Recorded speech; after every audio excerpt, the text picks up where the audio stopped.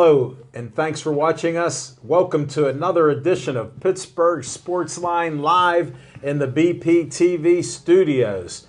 Thank you for watching us on Comcast 7, only in Bethel Park. Also, thank you for watching Verizon 32 in Bethel Park and all the way from Nemacolin to Cranberry, Wexford, and all the points in between. A lot of great feedback from the people. Hello out there, everybody that said hi and loved the show. It's been 6 years. We're honored to be doing the show for you. Happy Thanksgiving. This is our Thanksgiving show.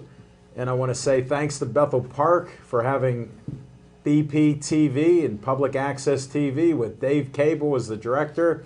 Thank you, Dave Cable. We got Devin Shea adjusting some cameras. This is a live TV show, so anything could happen, and it surely is. They're Devin making the adjustments. Got Steve, Rookie of the Year, Fisher. We got Ethan, and we got Johnny Mariano.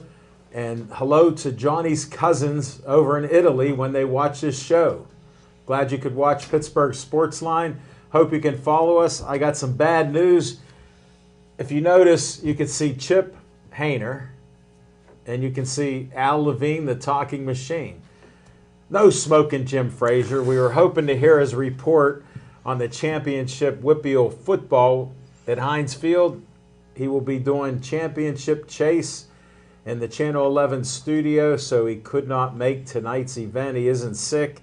He's the busiest man in media, Pittsburgh media, and he proved it again by shuffling away from our show tonight. So no Smoking Jim Frazier, and you won't hear his Fiction and Fact from Smoking Jim's Almanac, or What's on Your Mind, or the Player of the Week that he can't mention that's playing for another team, or the team that won the championship that he predicted, and then the other team that his alumni won, all this other good stuff. And whatever former players from 30 years ago won't ever be in the City League Hall of Fame. City League Hall of Fame. Well, and then the race card, why there's no white cornerbacks, reverse discrimination, and everything else he does. So I think I covered all that stuff. I'll play the race card. Okay. Yeah, Dale Earnhardt Jr. is done racing. Okay, we got that. Well, as you know, I always have some promos here. I'm thankful to be on the air. I'm thankful to Olive Oil's Pizzeria for sponsoring our TV show, 412-831-1900. Call there and ask for Sarah. Sarah stayed over tonight and is working there. A lot of stuff's going on. Also, Mitch is there. Tell him Al Levine, the talking machine, told you to call, 412-831-1900. Yes, they will answer, and you can get pizza, hoagies, salad, soup, you name it, pasta, they got it. Shout out to Joey Fabus Childhood Cancer Foundation. This is Joey Fabus, who got DIPG, a dreaded brain cancer, killed him before his 9th birthday.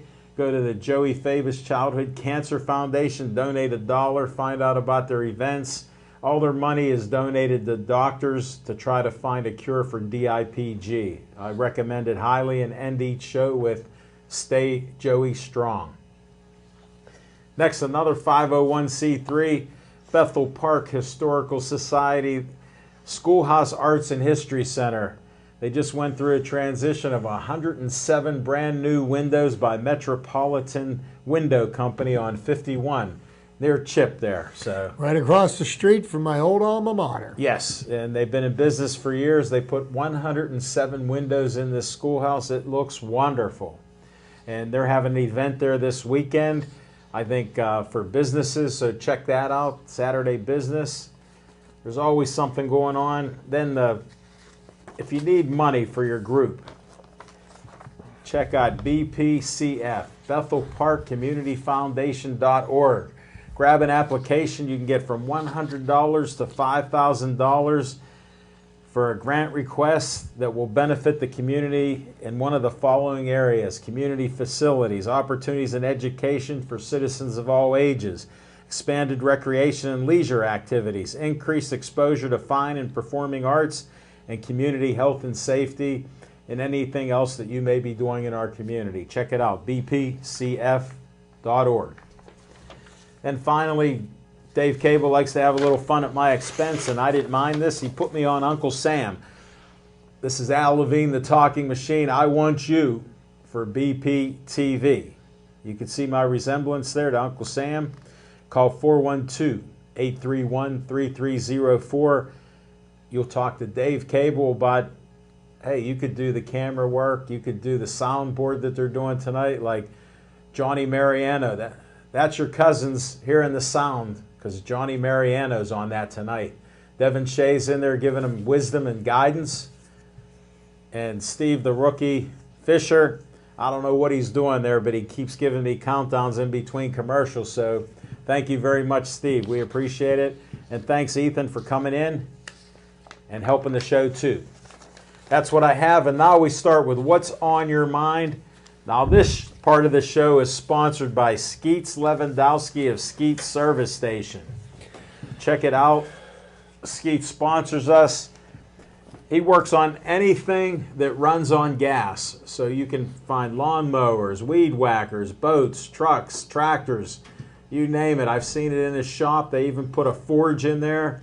They got heating. They got a forge. They can make knives, axes, all kinds of things.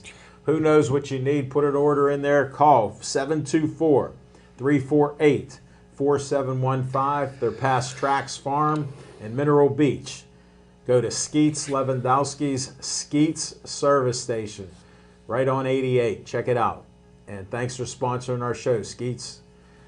Now we're going to start with Chip Hayner. What's on your mind?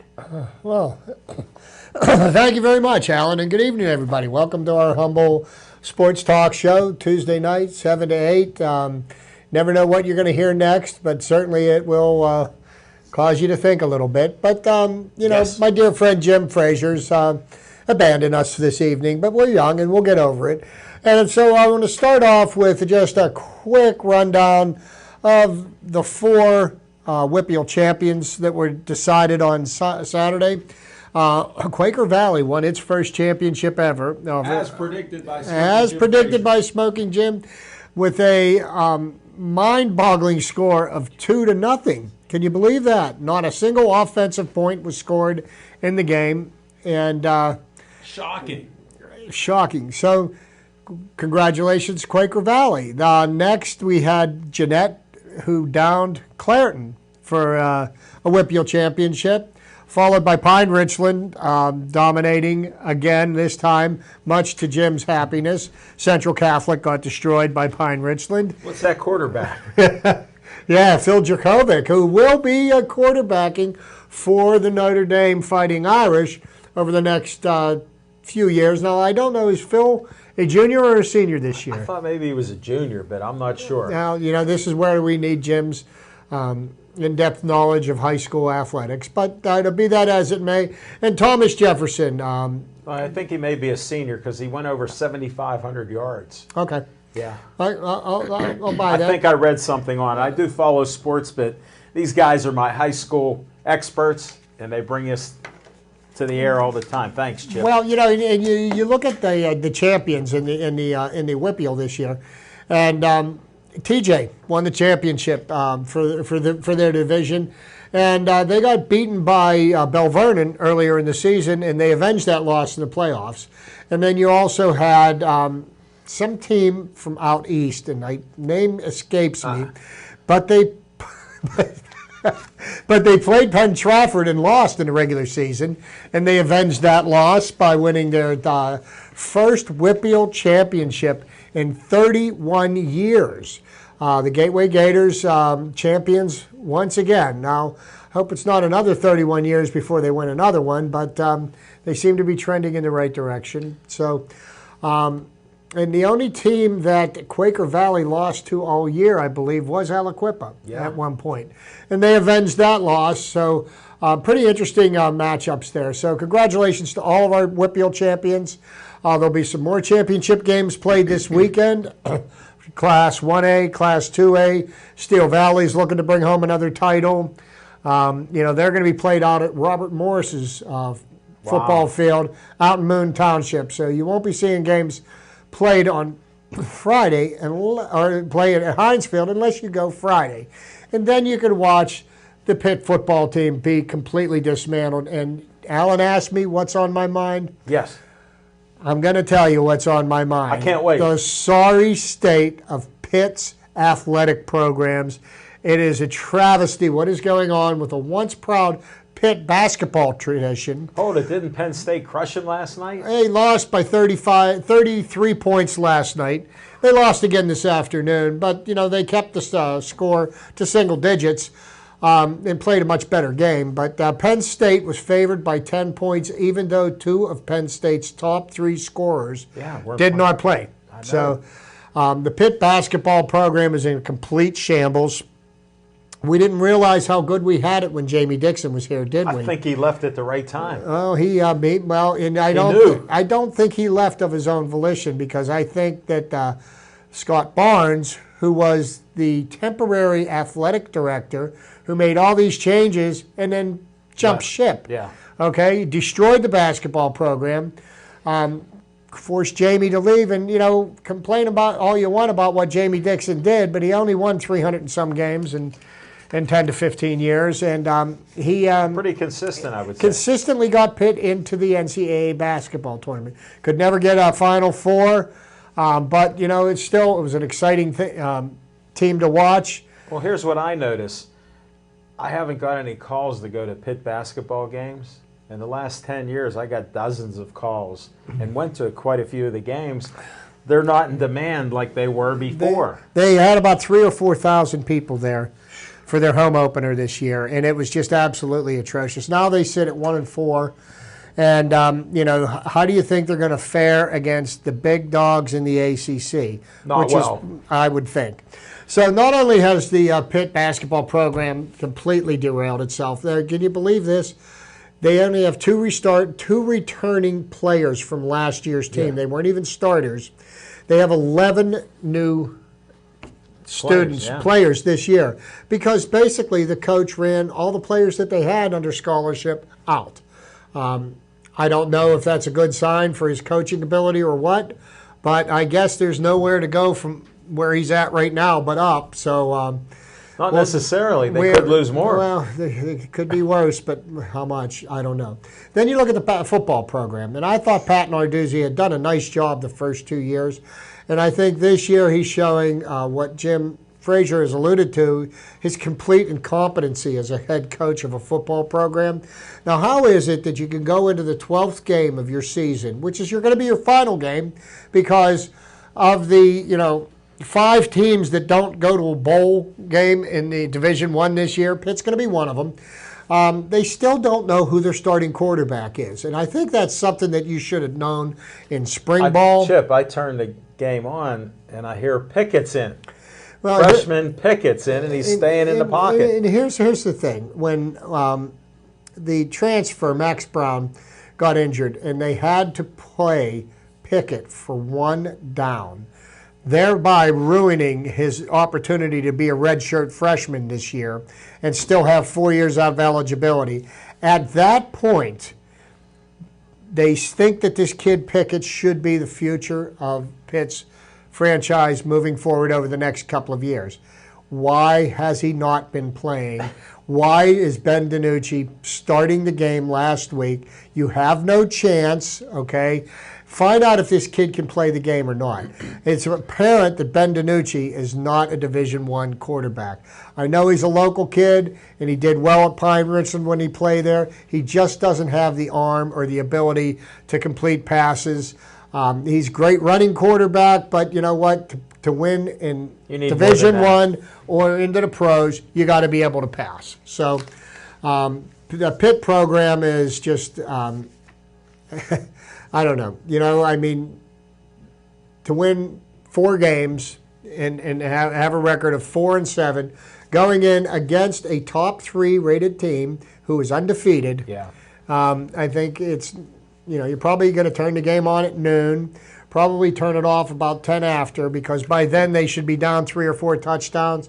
You're really going to watch 3 hours of a beatdown. But my thoughts are, what is wrong with the Pitt program, and do they need at this point to just blow the whole thing up and start over again? Wow. That's what's on my mind. Thank you, Chip. Appreciate it. I have to agree with you on this because it is shocking. I'm a Pitt fan and have been for years, and it's a little disheartening. Yes, it is.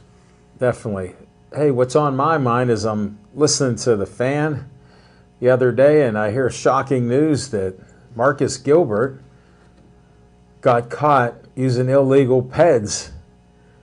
And I'm thinking, here's a guy been injured and hurt. Maybe he was trying to sample something to get his injury healed up a little better and hamstring, because, I mean, he's been off more than half of the season, you know. And here he gets caught with an illegal substance, will be suspended for 4 games. And then it showed me that there's no protest to it. They're not questioning it. He's going to miss $1 million in salary. So, and he should. Well, because this level of stupidity here, and I laid off this one because I figured this is where you were going to go with what's on my mind. I had to. But to be very honest with you, there is a person on every NFL football team's coaching staff that you go to your to whoever this representative is. I'll call him a representative, okay?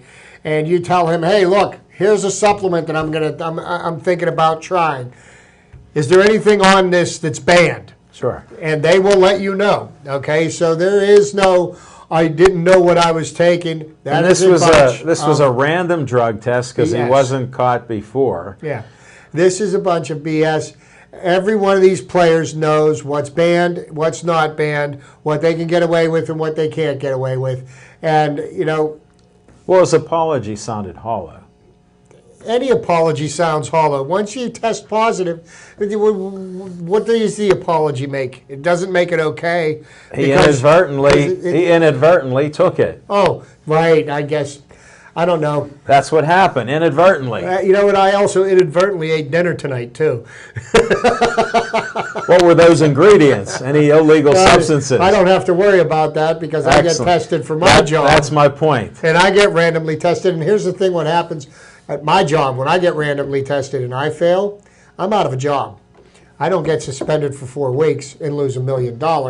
No, I'm out of work. And then you go try to put that on your next on your resume. Sure. Oh yeah, I got fired from a job I worked at for 10 years for testing positive for illegal drugs. So it doesn't matter. We keep up our streak of Steelers getting caught with PEDs. So. You know, you get the Steelers, you got the Pirates. The next thing you're going to probably hear, somebody on the Penguins is going to somehow, some way.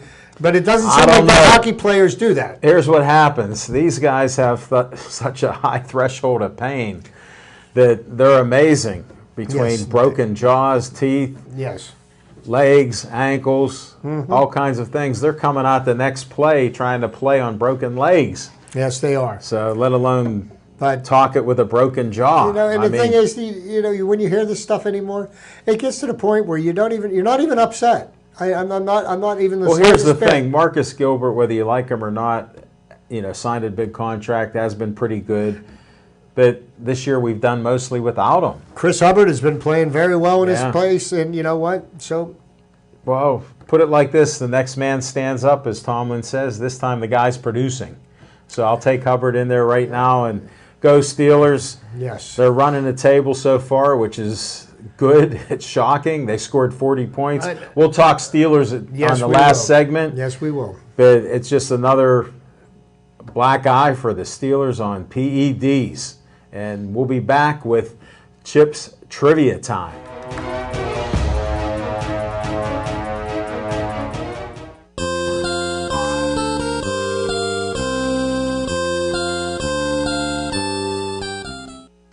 Oh, good evening, everybody. Welcome to my trivia segment this week. And before I get started on my trivia segment, something that I've always felt very strongly about. I heard something on the news wires today. Joe Morgan, Hall of Fame second baseman, made his name with the Cincinnati Reds in the Big Red Machine of the 70s. Yeah. The saying used to go, "Little Joe made the Big Reds go." Well, Joe Morgan, a proud member of the Hall of Fame, has lobbied the selection committee for the Hall of Fame to please not let any PED users into the Hall of Fame. Wow. And that's pretty strong statements coming from somebody that's a member of the Hall of Fame. And I applaud you, Joe. So there you go. Just wanted to make sure that got out there. But I brought up baseball, and we're going to put a nice little bow on the season. Okay. Because the season's over, and last week we talked about the Rookie of the Year, the award itself, and the winners of the award, Aaron Judge and Cody Bellinger of the Los Angeles Dodgers, which gave the Dodgers their 18th Rookie of the Year. So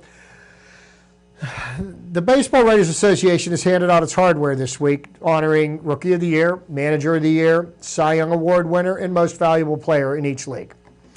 Up next, the grand finale of baseball's award seasons, the Esurance MLB Awards, with winners to be announced on the Major League Baseball Network and MLB.com on Friday at 8 p.m. So stay tuned, folks. Some more hardware will be given out.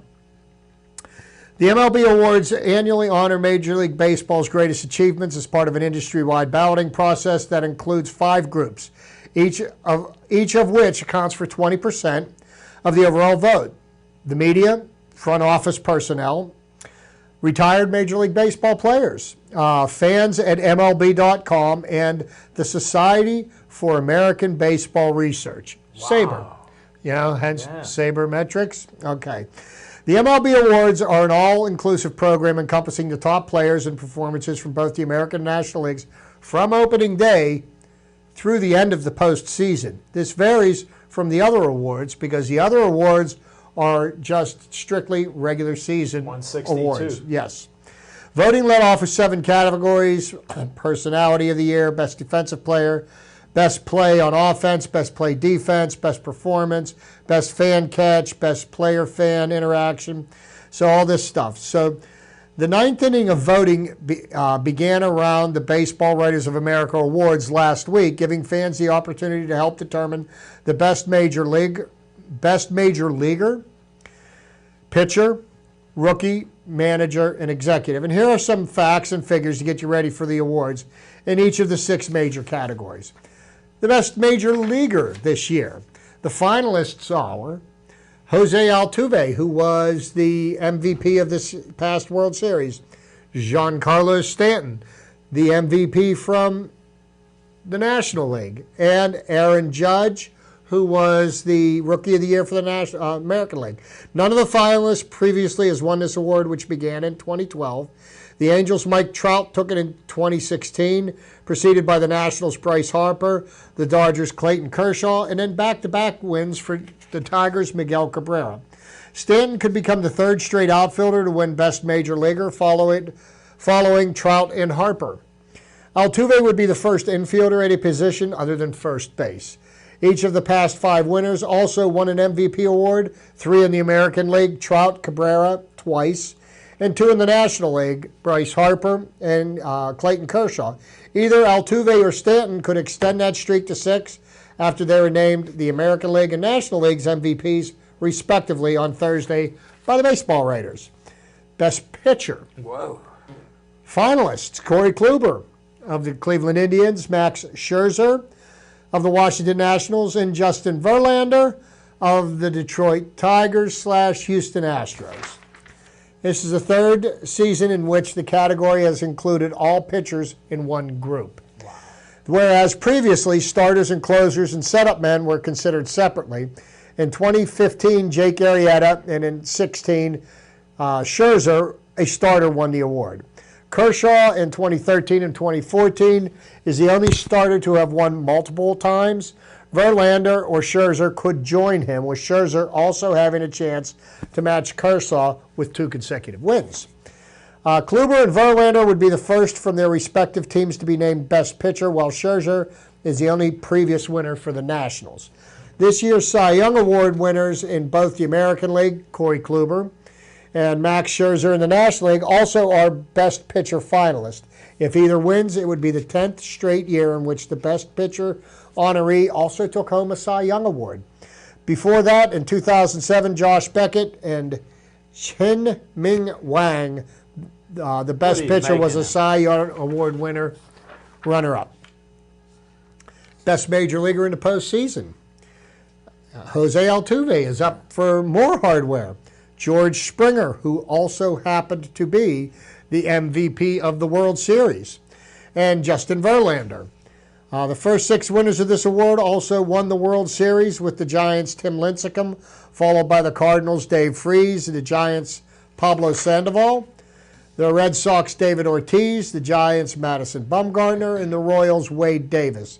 The Indians' Andrew Miller broke the streak last year, but each of the 1917 finalists hail from World Series champion Astros. Wow. So apparently the winner is going to come from a world champion. Yeah. The saying goes that pitching wins championships, but this award has been fairly split between pitchers and hitters. 4 pitchers have been honored as the best major leaguer in the postseason, including 2 starters, Bumgarner and Lincecum, and 2 relievers, Davis and Miller, compared with 3 position players, Freese, Ortiz, and Sandoval.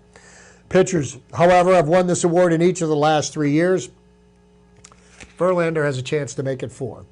Springer would be the 5th player to win a World Series MVP and Best Major Leaguer postseason award in the same autumn. The last player to do that was Madison Bumgarner in 2014. The Giants are the only team to feature multiple winners of this award, while the Astros will become the 6th club represented in the award's 8-year history. Wow. Now we go for Best Rookie. Okay. And 3 finalists here are Cody Bellinger, the Rookie of the Year for the Dodgers, Andrew Benintendi for the Boston Red Sox, and Aaron Judge. Bellinger or Judge could make it 8 straight seasons in which the player has paired a Best Rookie Award with the Jackie Robinson Award. That's the National and American League Rookie of the Year Award. Pitcher J.A. Happ, Pirate fans remember him, was the most recent player to win this award while not winning the Rookie of the Year in 2009. Pitchers lead all positions with 4 Best Rookie wins, most recently Jose Fernandez, may he rest in peace, in 2013. He was the Miami Marlins pitcher that died tragically a year ago in a boat accident, yes. Third baseman lead all position players, claiming this award 3 times. Bellinger would join Jose Abreu as a primary first baseman to win it, while Benintendi would be the first left fielder, or Aaron Judge would be the first right fielder.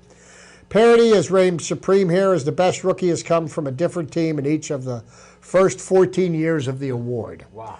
Benintendi could continue that trend, or we could see Bellinger's Dodgers or the Judge's Yankees become the first club to feature multiple winners. LA had Corey Seager last year take home the trophy, while New York's Robinson Cano was honored in 2005. Former Best Rookie winners, Chris Bryant of the Cubs in 2015, Mike Trout 2012. And of the 14 previous winners have combined for 6 top 5 finishes in the MVP award, 3 top 5 placements in Cy Young Award voting. They've also combined for 49 All-Star Game selections, 22 Silver Slugger Awards, and 10 Gold Gloves. Bellinger and Judge were All-Stars this year, while Judge took home a Silver Slugger and finished 2nd in the AL MVP voting. Now, what do you got next? We got managers next. Okay. Finalists, A.J. Hinch, manager of the Houston Astros. Torey Lovullo, who happened to be first-year manager of the Arizona Diamondbacks and brought them to a wild card game, and Paul Molitor. Paul Molitor is the manager of the Minnesota Twins. And what did the Minnesota Twins do that would warrant him being considered for manager of the year? Well, let's see. In 2016, the Minnesota Twins lost over 100 games. 2017, Minnesota Twins made the American League wild card playoffs. So quite an accomplishment in 1 year. Terry Francona and Bruce Bochy are the only multiple winners of the Best Manager Award that will remain true, as each of the 2017 finalists would be a first-timer. Francona captured it with the Red Sox in 2004. Bochy won with his World Series champion Giants in 2010, 2014. Lovullo, fresh off of winning the Manager of the Year award on Tuesday, could join Kirk Gibson as the only men to win this award in their first full season as a Major League manager. Wow. And the interesting thing about this is that they both won the award in their first year of Major League manager for the same team. Yeah. Okay? So Lovello or Molitor would become the 7th man to win Manager of the Year and Best Manager honors in the same season, and the 3rd in a row following the Cubs' Joe Madden and the Indians' Terry Francona. Though Best Manager considers postseason performance in addition to the regular season, a win for Hinch would make him just the 7th of 15 honorees to have led his team to a World Series championship. The list includes Bochy, John Farrell, the Red Sox, the Phillies' Charlie Manuel in 2008, the White Sox' Ozzie Guillen in 2005, and Francona in 2004. Hinch's Astros went 101 and 61 in the regular season, could become the first Best Manager honoree to have led his club past the century mark in victories. Guillen became the closest when he skippered the White Sox to a 99-63 record in 2005. While every Best Manager winner has captioned his club to postseason berth, either Lovello or Molitor would be the 9th skipper of a wild card squad to win the award. If Hinch wins, he would be the 7th manager from a division champion to do so. And then we get down to the best defensive players, and the finalists are Nolan Arenado, Bruce Buxton, and I'll say Andre Simmons. I don't know. I'm having difficulty getting that one off my tongue. But, we won't get too much into that. But if you're interested in finding out who wins these awards, Friday night, MLB Network, 8 o'clock. They'll be announcing the winners. And that will wrap up the season until free agents start getting signed and the baseball talks happen and trades will be happening. And we'll see how the season's going to play out for 2018 in Major League Baseball. We'll find out if the Pirate interest in Neil Walker's sincere. And until it's signed, sealed, and delivered, everything right now is speculation. So hey, it's wintertime. I understand that. So thanks, Chip. Appreciate that. I couldn't see the Pirates. I mean, last year he made $18 million. Okay, that was on a one-year deal. Yeah, 111 games he played. Right. So do you think the Pirates are going to pay anybody more than they're paying Andrew McCutchen? No. Okay.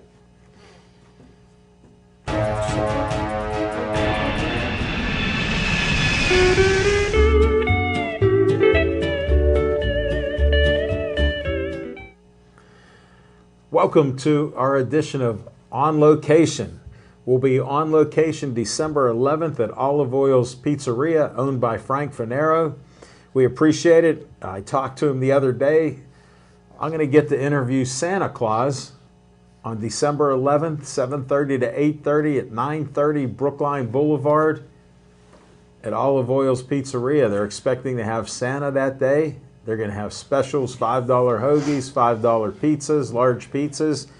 Order up, come on out. We're working on a guest list for that Santa Claus show. So we should be there and having some fun. It's a great location, 930 Boulevard, Brookline Boulevard. So can't beat it. Place to park on the street after 6 for free. Billy Nardozzi did a shout out to us at the Post-Gazette, put a little poem together of Pittsburgh Sportsline addressed to Alan Levine and Jim Frazier, and mentioned Frank Fabus and his photography.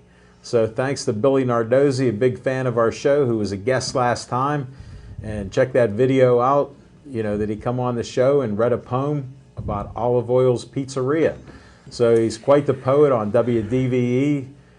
He's on the radio, on TV, Post-Gazette, and he did put something in there again, and it was talking about our show. So check it out. Come join us, 7:30 to 8:30, December 11th, Olive Oil's Pizzeria. See you then.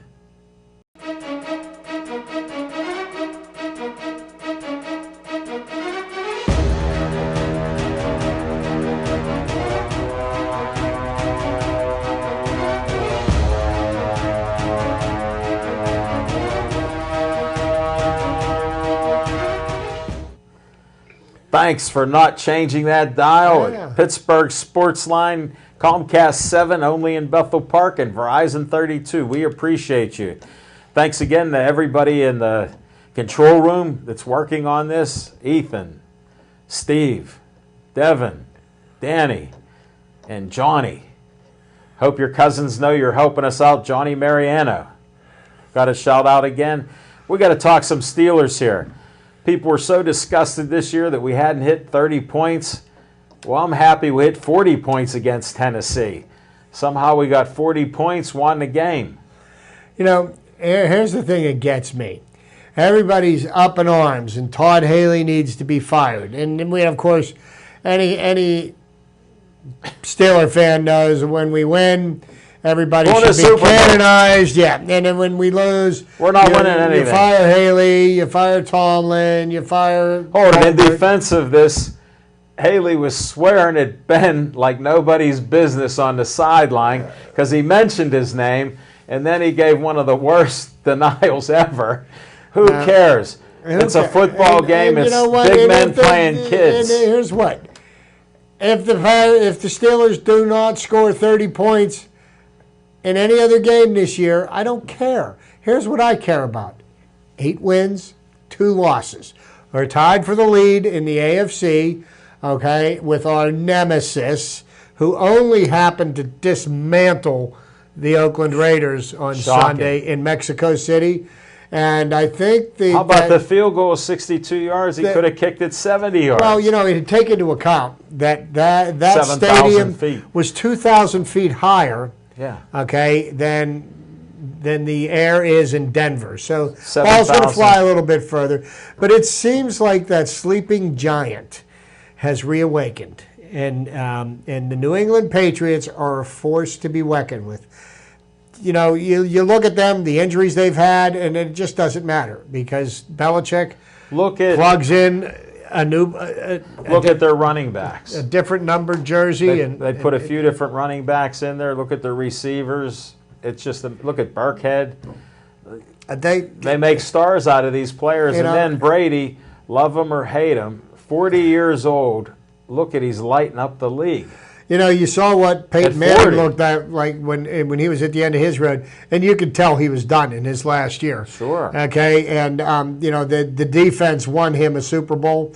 Certainly, they didn't win it on Peyton's arm, but I mean, you look at Brady, and I don't see a difference between the way Brady's playing right now and the way he played 5 years ago.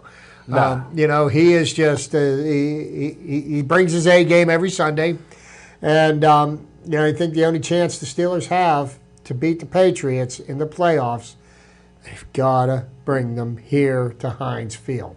Now, we've lost to them here at Heinz Field in the past, but that was back in Spygate when, you know, Bill Belichick was at the height of his cheating prowess. Hold it, I got some optimism. We're playing man-to-man defense because we got some speedy young guys. Now, you know, that could make a difference. Well, you know, when hopefully Joe Hayden is back in time. He made a big difference with the defense. But, I mean, look at last Thursday night.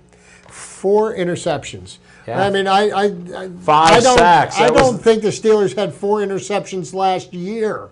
Hold it. 4 interceptions, 5 sacks. 33 years ago is the last time we did anything like that. Yeah. 33 years. And this is from a defensive coordinator that a person that will remain nameless feels is not qualified to be a defensive coordinator in the NFL. Smoking Jim. This is by players that, according to a person that will remain nameless, Smoking Jim, has given nothing but D-minuses for every draft in the 6 years that I've been here on this show. I don't believe that they've gotten a higher grade than D-minus. And I hear talk about they have probably one of the most talented teams in the NFL. So how did that happen? I don't know. D-minus. You know, I guess those D-minuses add up. Yeah, they're playing above their level. That's what counts. And they're winning football games. And, you know, the fact of the matter is, whether you like them or don't like them, you know, that's your opinion and you're entitled to it. They've got an excellent coaching staff, and you know, and the players are above average. And when they play to their capabilities, I honestly feel that they can beat anybody. How about Tuitt playing a good game? One play, Tuitt played a whole game. Came in, you know, Hayward was good. I mean, just amazing. And oh, by the way, that defense that we took apart on Thursday night, was that or was that not a Dick LeBeau coached defense? Yes, it was. I mean, that defense looked as bad as the defenses the Steelers had before he left. He left. Yeah. Exactly. But, the problem with the Steelers' defense is before Dick LeBeau left, and in his defense, one of the greatest defensive minds ever in the game. Nothing but mad respect for him. But, he had a defense. His defense got old. And that's what it was. And it took a couple of years to get enough young talent in here to start making a difference. And, and it really is showing it's Look at Sean Davis. Look at Sean Davis. Look at Ryan Shazier. Now, Jim Frazier criticized the Steelers strongly for trying to make him an inside linebacker. Well, if he isn't the best inside linebacker in the NFL right now, I don't know who is. Seriously, I don't know who is. He's done an amazing job. He's been staying healthy. Problem that he had in his first few years. I see him getting extended, his speed is just unbelievable. And that's it. That defense is so fast that they're not really giving up the big plays. Yes, they gave up some big plays Thursday night, 75-yard touchdown on the first play of the second half. But as a general rule, they're holding teams down. I mean, you look at the point totals that our opponents are getting. So if we don't score 30 points, I mean, the point of the game is to score one more point than your opponent. I'm just glad they were upset at Haley yelling at Ben to see an offensive performance blow him out at 40 points. Well, I mean, that can happen each week. If they're arguing or yelling, I like it. I personally did not see much of the game. I had a very tough physical day on Thursday. My daytime job, and I had another one ahead of me on Friday, and I fell asleep very early in the game. Oh. But they were trying something new with this Skycam thing. Yeah. And I don't know if you watched it, if you saw it. What was your opinion about that? Because I've heard mixed reviews on it. Well, my thing, it gives you a different perspective, and most of us don't like change. You like the cameras showing the field. This was showing a longer view of the field. You could see things happening, pass routes. The one thing that I saw that I didn't realize it until I heard people talking about it the next day on the radio was on that first touchdown pass to AB. And they did have that sky cam behind Ben, and it was interesting to see how that pass play opened up and how Ben kind of underthrew AB to beat the defenders. Sure. And it showed you a different perspective. You could see further down the field who was running, what was opening up, what plays looked like they'd be intercepted, etc. It just showed a bunch of line play that you normally wouldn't see. When I go down to Steeler games, I have one of my employees is a season ticket holder, and his seats are in the north end zone, almost right smack dab between the goalposts. Get on. Okay. Wow. And that is an interesting perspective to see the game from, because you get to see what you saw in the sky cam, by either the play's coming towards you or it's going away from you, but you get to see the pass routes develop and all that stuff. It's just a different perspective of the same action you were seeing. The biggest complaint I heard about it was that they kept switching from one to the other, so you'd get confused, because some people like to see that side view because that's the view that we were raised on. Yeah. From the time they've been televising football games, Sure. You've seen the NFL. From the press box or wherever it is. So I don't know. I think now that I found out that they're doing that, I might pay a little bit more attention and to see, which way I enjoy it more. Because they got to do something to try to resurrect the ratings of NFL football, because I don't think this will do it. I love Jim Frazier. He's a brother, but he just sometimes he doesn't see the forest because the trees get in the way, and the fact that the NFL ratings have been diving, for lack of a better way of putting it, they need to do something to try to resurrect the ratings. It may catch on a little bit just because you can see the formations and the plays develop. Well, and you just speak to the NFL again. Now you've got the owner of a team threatening to come after the commissioner with everything he's got, which prompted the rest of the owners of the NFL to threaten to throw Jerry Jones out of the NFL for comments that were detrimental to the league. As long as stuff like this goes on, more TV sets are going to get turned off. I mean, I've always been a football fan. I went back to Lombardi's Packers. Yeah. Okay, in the '60s when I first started watching football. Okay, one of my favorite teams. My dad loved the Packers. You know, back then the Steelers, they were an afterthought. You know, they were same old Steelers. Yeah, they drank as hard as they played. They fought as hard as anybody and didn't win the game. Yeah, one thing that happened when an opposing team came to Pittsburgh, they won the game and they went home with more black and blue marks than they came in with. But that being said, so no, but we'll see what happens. This Jerry Jones thing, he likes the attention on himself, and he's doing a great job of it. Well, he's doing a great job of it, but he's I love what the Steelers did with Marquise Gilbert. Okay, so now here's the Cowboys who are fighting for a spot in the playoffs. But because instead of accepting the punishment, okay, for their star player Ezekiel Elliott, they fight that into the 8th week of the season. Now he's got a 6-game suspension during the time of the season when the Cowboys need him most. Yeah. So that was pretty foolish of the Cowboys, but they were only following the blueprint that was set by the Patriots and Tom Brady with Deflategate. Now, apparently, Robert Kraft, the owner of the Patriots, hires better attorneys than Jerry Jones does because Jerry's player is now suspended, and they're not going to. So here's what the Steelers did with Marquise Gilbert. Okay, his suspension starts now. You will not appeal it, and it'll be over with. And we'll get him in for 2 to 3 more games in the regular season to get him ready to play in the playoffs instead of cutting off your nose to spite your face because you're trying to prove that you're right. You got some point, yeah. Because, hey, here's what. There's only one team that didn't ratify the collective bargaining agreement, Pittsburgh Steelers. Hey, if Jerry Jones doesn't like the way that Roger Goodell metes out punishment, hey, man, that was all part of the collective bargaining agreement. You signed it. Your team ratified it. You got nobody to blame for yourself for the situation that you're in right now. So I don't feel bad for him. I enjoy watching the Cowboys lose. He might want to change how people are looking at his team since they have some flaws now and Ezekiel's not playing. And what do you think about this? An all-Pennsylvania Super Bowl. Huh? How about Wentz the other day? Well, I'm telling you, man, this young kid. and no sophomore jinx. And this is the quarterback that Hugh Jackson, the coach of the Browns, went and watched him at North Dakota State. Liked him. Loved him. He didn't like him. Ron Jaworski was there. He absolutely loved him. And they didn't pick him. The analytical people did not allow football people to make the decisions, so they picked. I don't know. Whoever they did pick.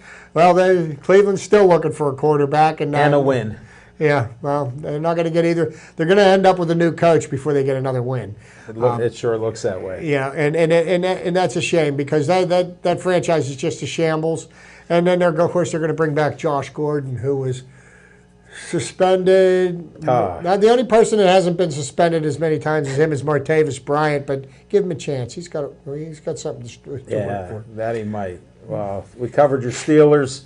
Got a little Penguin talk. Penguins are struggling this year. They've had more back-to-backs than anybody, and they've lost those games. If they would have won half of the back-to-backs, they might be leading the league right now. Well, and here's another thing you have to take into account. The team that won the Cup last year is not the same team that's skating on the ice. Yes, some of the key players are still there, but it's the role players that make a difference. The role players are what really make the difference. And, with the way our role players played the last 2 years, their opportunities to get contracts came, and they had to go for the money because they've already won championships. Most professional athletes want to win a championship. Most are motivated by money, but some want to win championships. But once you win championships, it's about getting paid. How about you win 2 and then go? But here's the thing. The Penguins are getting everybody's best game every night because everybody wants to put on their side of the ledger that they beat the 2-time defending Stanley Cup champions. Now that being said, is there any reason to press any panic buttons or be concerned? I think not. I think the Penguins are in a great shape with the coaching staff.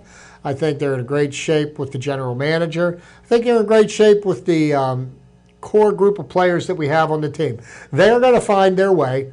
and they're going to find what they need to do to win and how they need to perform.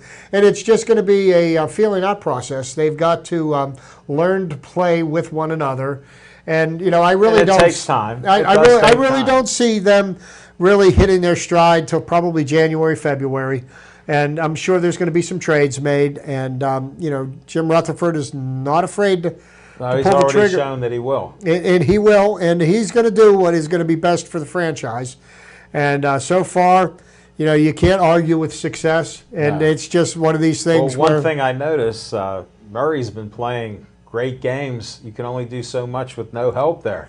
Well, and he's kept him in these games pretty much, all season. And as much as I hate to say this, the debate raged long and hard, Murray, Fleury, Fleury, Murray, And I wish Marc-Andre Fleury well. I mean, the guy, you can't complain about the way he represented the Penguins, the way he played the game First class. while he was here. First class. And it's a shame that, he really hasn't had a chance to show much of his skills, concussion issues again. Sure. And, and that's the thing that's that's been a problem with a lot of these players. Now, here, for example, Chris Letang missed a lot of time last year, neck surgery, multiple concussion issues, Sure. and his performance has not been what we expect of Chris Letang. He might be a and I changed think player. it might be the middle to the end of the season before we start seeing him getting his game back. Well, they're putting him in a lot of minutes. Maybe they should back off a little bit on the time in there. Well, I'm Just a sure thought. they're looking at everything, but I mean, he's I heard a sportscaster say this last spring and into the summer, and he said that they didn't think there was any way that the Penguins would have a chance to win a Stanley Cup without Chris Letang last year, and I tended to agree with them, and the Penguins surprised me. They stepped up. But I do think that for the Penguins to three-peat this year, as Alan and I have predicted, yeah. yes, that we're going to need Chris Letang to be the old Chris Letang. I'm willing to give him time. Definitely. You know what? You see sparks of it. They're going to get out a jail-free card. You're back-to-back champions, world champions. Dude, you know what? Until they lose and get knocked out of the playoffs, they're still in it. Knock yourself out. We're never giving up on you. No. Go Pens. No, we're not. Definitely. We're down to about 1:15 to go. Anything else on your mind here, Chip? What's on my mind? Yes, I am going to be going down to Fan Fest.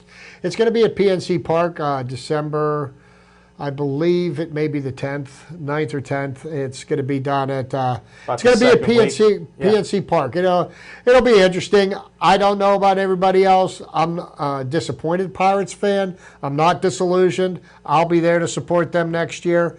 My 7th year, or is that my 8th year as a season ticket holder? So I'm still going strong. Hey, I'm just disappointed too. Hopefully they get somebody to replace Kong, and Marte comes back to play a little bit better without the drugs. So we'll see what happens. I mean, they were a battling team. They kept coming back all year. I give them credit there. 7 more games, if they won, they'd have a winning record. That's how close it was. What? And I'll tell you, we'll tell 7 you games away. They did not quit last year. No, and I like the spunk to them, and the pitching, had its moments, and young pitchers got better. We're going to have to wrap this show up. I want to wish everybody a happy Thanksgiving. Thanks for watching our show. Thanks, everybody in our control room, and stay Joey strong.